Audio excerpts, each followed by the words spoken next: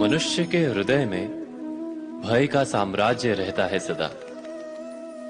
कभी संपत्ति के नाश का भय, कभी अपमान का भय, कभी अपनों से छूट जाने का भय।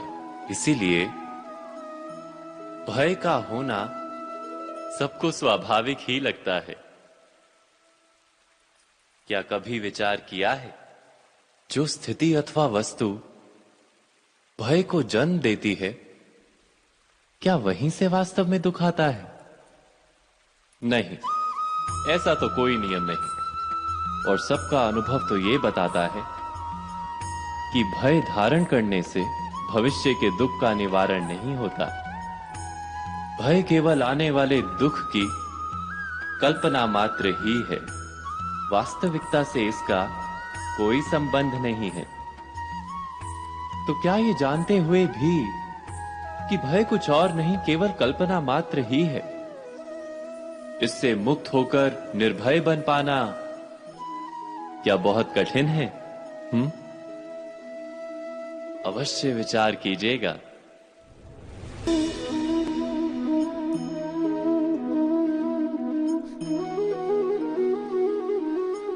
जगत में प्रत्येक व्यक्ति को किसी ना किसी प्रकार की निर्बलता अवश्य होती है। जैसे कोई बहुत तेजी से दौड़ नहीं पाता तो कोई अधिक भार नहीं उठा पाता, कोई असाध्य रोग से पीड़ित रहता है तो कोई पढ़े हुए पाठों को स्मरण में नहीं रख पाता। ऐसे अनेकों उदाहरण और भी हैं। क्या आप किसी ऐसे व्यक्ति को जानते हैं जिसे सब कुछ प्राप्त हो और हम जीवन की उस एक निर्बलता को जीवन का केंद्र मानकर जीते हैं? इस कारणवश हृदय में दुख और असंतोष रहता है सदा। निर्बलता मनुष्य को जन्म से अथवा संजोग से प्राप्त होती है, किंतु उस निर्बलता को मनुष्य का मन अपनी मर्यादा बना लेता है। किंतु कुछ व्यक्ति ऐसे भी होते हैं जो अपने पुरुषार्थ और श्रम से उस निर्बलता को पराजित कर देते हैं। क्या भेद है उनमें और अन्य लोगों में? क्या आपने कभी विचार किया है? सरल सा उत्तर है इसका। जो व्यक्ति निर्बलता से पराजित नहीं होता, जो पुरुषार्थ करने का साहस रखता है हृदय में, वो निर्बलता को पार कर जाता है। अर्थात निर्बलता अवश्य ईश्वर देता है, किंतु मर्यादा मनुष्य का मन ही निर्मित करता है। स्वयं विचार कीजिए।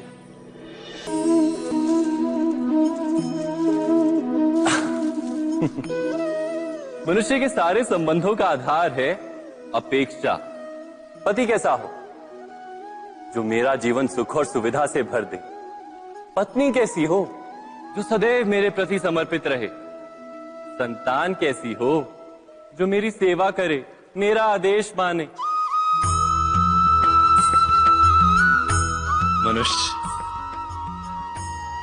मनुष्य उसी को प्रेम भी कर पाता है जो उसकी अपेक्षा पूर्ण करता है।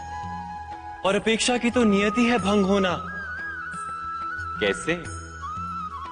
क्योंकि अपेक्षा मनुष्य के मस्तिष्क में जन्म लेती है। कोई अन्य व्यक्ति उसकी अपेक्षाओं के बारे में जान ही नहीं पाता।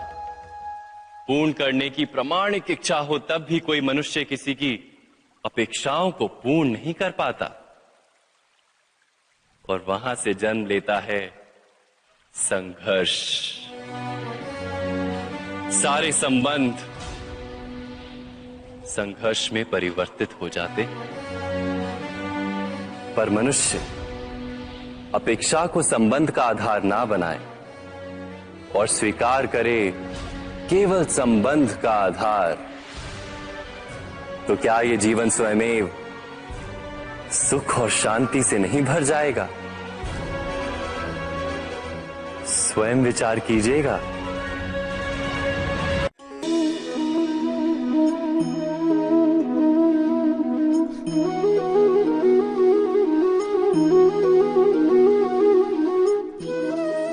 जीवन का हर क्षण निर्णय का क्षण होता है। प्रत्येक पद पर दूसरे पद के विषय में कोई निर्णय करना ही पड़ता है।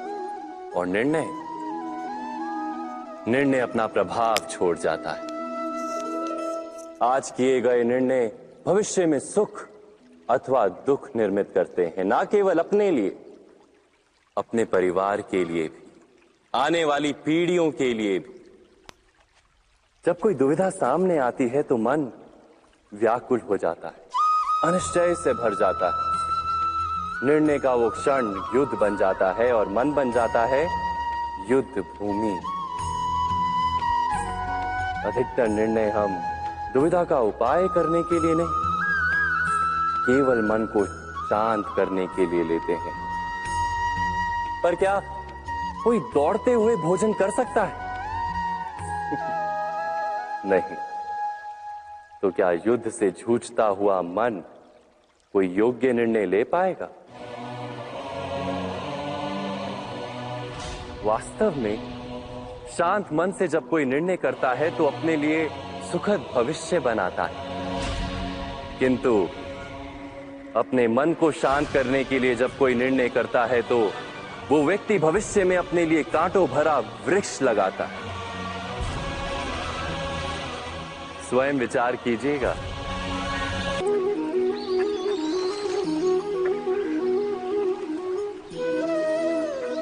समय के आरंभ से ही मनुष्य को एक प्रश्न सदा पीड़ा देता है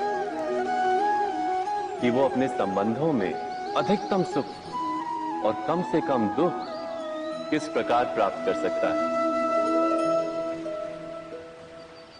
क्या आपके सारे संबंधों ने आपको संपूर्ण संतोष दिया है?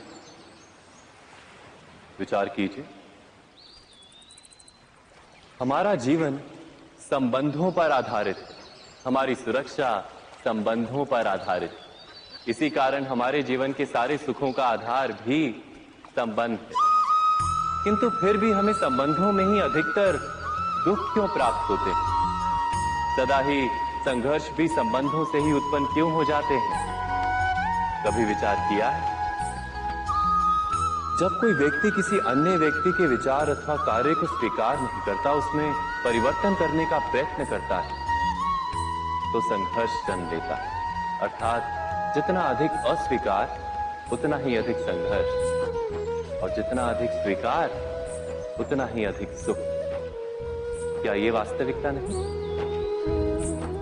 यदि मनुष्य स्वयं अपनी अपेक्षाओं पर अंकुश रखे, अपने विचारों को परखे, किसी अन्य व्यक्ति में परिवर्तन करने का प्रयत्न ना कर स्वयं अपने भीतर परिवर्तन करने का प्रयास करे, तो क्या संबंधों में संतोष प्राप्त करना इतना कठिन?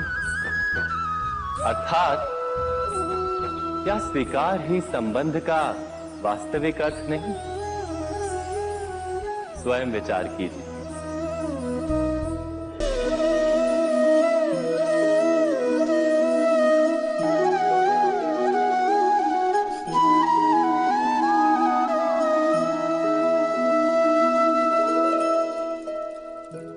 जब किसी व्यक्ति को किसी घटना में अन्याय का अनुभव होता है तो वो घटना उसके अंतर को झकझोर देती है।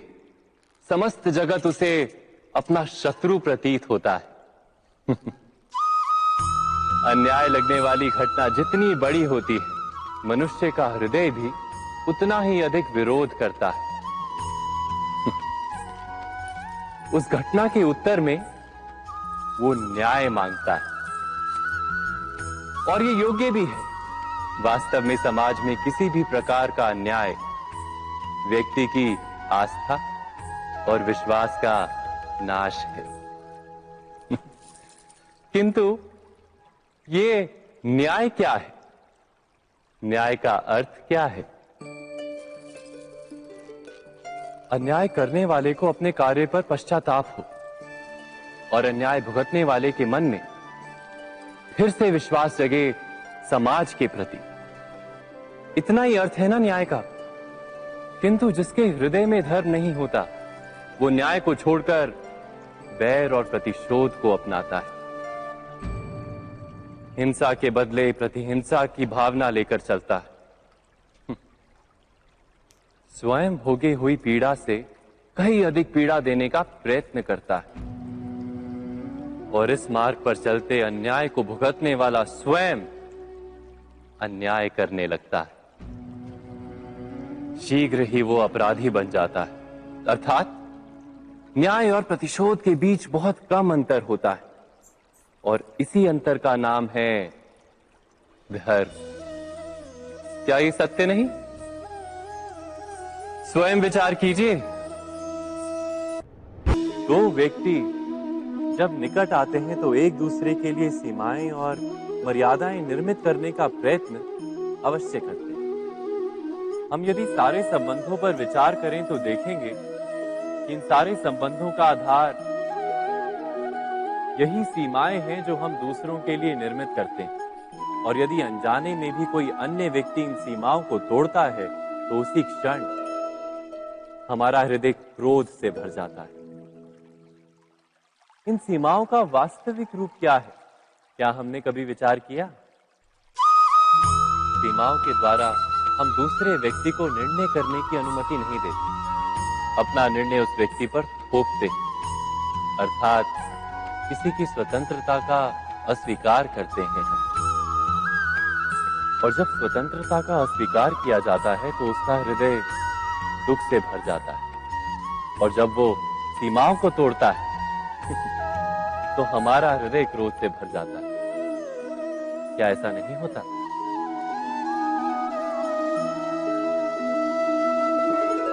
पर यदि एक दूसरे की स्वतंत्रता का सम्मान किया जाए तो किसी मर्यादाओं या सीमाओं की आवश्यकता ही नहीं होती।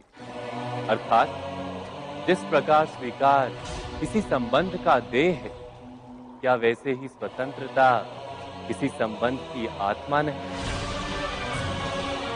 स्वयं विचार कीजिए।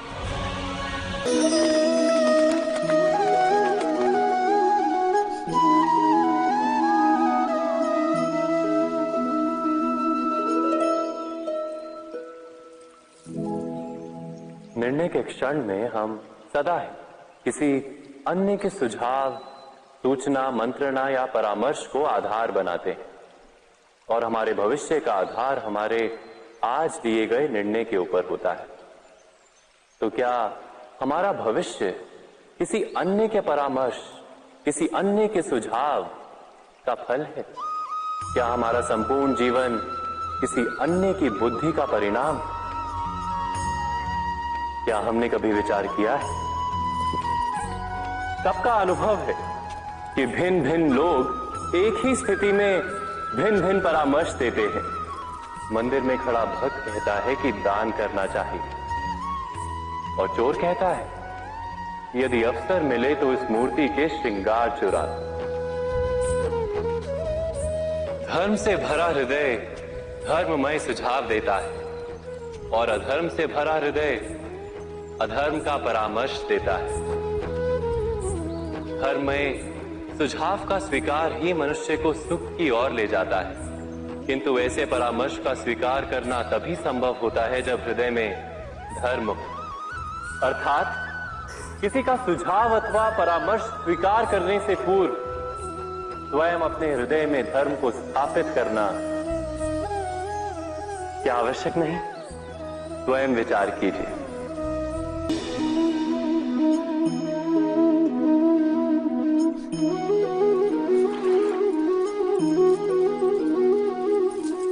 पिता सदा ही अपने संतान के सुख की कामना करते, उनके भविष्य की चिंता करते रहते। इसी कारणवश सदा ही अपने संतानों के भविष्य का मार्ग स्वयं निश्चित करने का प्रयत्न करते रहते।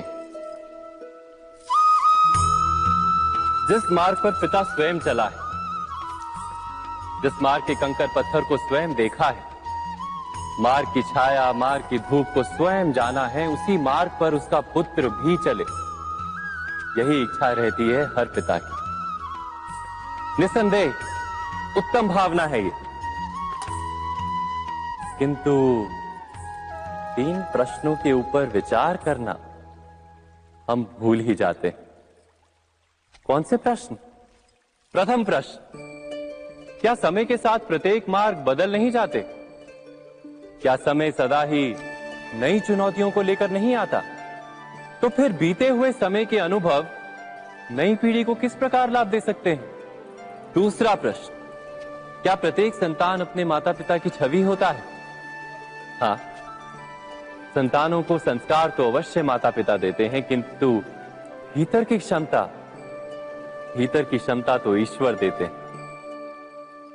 तो जिस मार्ग पर पिता को सफलता मिली है, विश्वास है कि उसी मार्ग पर उसकी संतानों को भी सफलता और सुख प्राप्त होगा। तीसरा प्रश्न, क्या जीवन के संघर्ष और चुनौतियां लाभकारी नहीं होती? क्या प्रत्येक नया प्रश्न एक नए उत्तर का द्वार नहीं खोलता? तो फिर संतानों को नए नए प्रश्नों, संघर्षों और चुनौतियों से दूर रखना, ये उनके लिए लाभ करना कहलाएगा या हानि पहुंचाना? अर्थात जिस प्रकार संतान के भविष्य का निर्माण करने के बदले उसके चरित्र का निर्माण करना श्रेष्ठ है, वैसे संतानों के जीवन का मार्ग निश्चित करने के बदले उन्हें नए संघर्षों के साथ जूझने के लिए मनोबल व ज्ञान देना अधिक लाभदायक नहीं होगा? स्वयं विचार कीजिए। सबके जीवन में ऐसा प्रसंग अवश्य आता है कि सत्य कहने का निश्चय होता है हृदय में, किंतु मुख से सत्य निकल नहीं पाता। कोई भय मन को घेर लेता है। किसी घटना अथवा प्रसंग के बारे में बात करना या फिर स्वयं से कोई भूल हो जाए उसके बारे में कुछ बोलना, क्या ये सत्य है? नहीं, ये तो केवल तथ्य है। अर्थात जैसा हुआ था वैसा केवल बोल देना सामान्य सी बात है। किंतु कभी कभी उस तथ्य को बोलते हुए भी भय लगता है। कदाचित किसी दूसरे की भावनाओं का विचार आता है मन, दूसरे को दुख होगा, ये भय भी शब्दों को रोकता है। तो ये सत्य क्या है? क्या हमने कभी विचार किया है? जब भय रहते हुए भी कोई तथ्य बोलता है तो वो सत्य कहलाता है। वास्तव में सत्य कुछ और नहीं, केवल निर्भयता का दूसरा नाम है। और निर्भय होने का कोई समय नहीं होता, क्योंकि निर्भयता आत्मा का स्वभाव है। अर्थात क्या प्रत्येक क्षण सत्य बोलने का क्षण नहीं होता?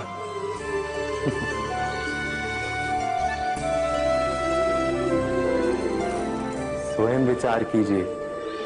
जब भी किसी की आशा और इच्छा भंग होती है तो उसका हृदय क्रोध से भर जाता है। जिस व्यक्ति को वो अपना अपराधी समझता है उसे दंड देने का प्रयत्न करता है। पर क्या हमारी इच्छा या आशा का भंग होना क्या सदा ही किसी का अपराध होता है? इच्छाओं के अपूर्ण रहने के तो कई कारण हो सकते हैं। कुछ तो संजोग के कारण अधूरी रह जाती हैं और कुछ नियति के कारण। और कभी कभी इच्छाओं का स्वरूप ही ऐसा होता है कि वो पूर्ण नहीं हो पाती। बिना परिस्थिति पर विचार किए किसी को अपराधी मान लेना न्याय नहीं, प्रतिशोध है। न्याय का आधार तो दया है, करुणा है, और प्रतिशोध का आधार क्रोध, अहंकार। अर्थात हृदय में करुणा धारण किए बिना किसी के अपराध के विषय में विचार करना, किसी को दंड देना, क्या अपने आप में ही अन्याय नहीं? स्वयं विचार कीजिए।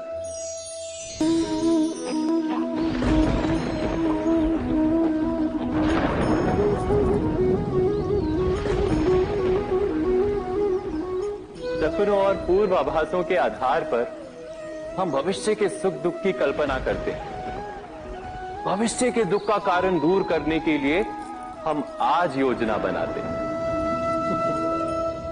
किंतु कल के संकट को आज निर्मूल करने से हमें लाभ मिलता है या हानि पहुंचती है? ये प्रश्न हम कभी नहीं करते। सत्य तो ये है कि संकट और उसका निवारण साथ जन से, व्यक्ति के लिए भी और सृष्टि के लिए भी। नहीं, आप अपने भूतकाल का स्मरण कीजिए। इतिहास को देखिए, आप तुरंत ही ये जान पाएंगे कि जब जब संकट आता है तब तब उसका निवारण करने वाली शक्ति भी जन्म लेती है। यही तो जगत का चलन है। वस्तुतः संकट ही शक्ति के जन्म का कारण है। प्रत्येक व्यक्ति जब संकट से निकलता है तो एक पद आगे बढ़ा होता है, अधिक चमकता है, आत्मविश्वास से अधिक भरा होता है, न केवल अपने लिए अपितु विश्व के लिए भी। क्या ये सत्य नहीं? वास्तव में संकट का जन्म है एक अवसर का जन्म, अपने आप को बदलने का अवसर, अपने विचारों को ऊंचाई पर करने का अवसर, अपनी आत्मा को बलवान और ज्ञान मंडित बनाने का अवसर।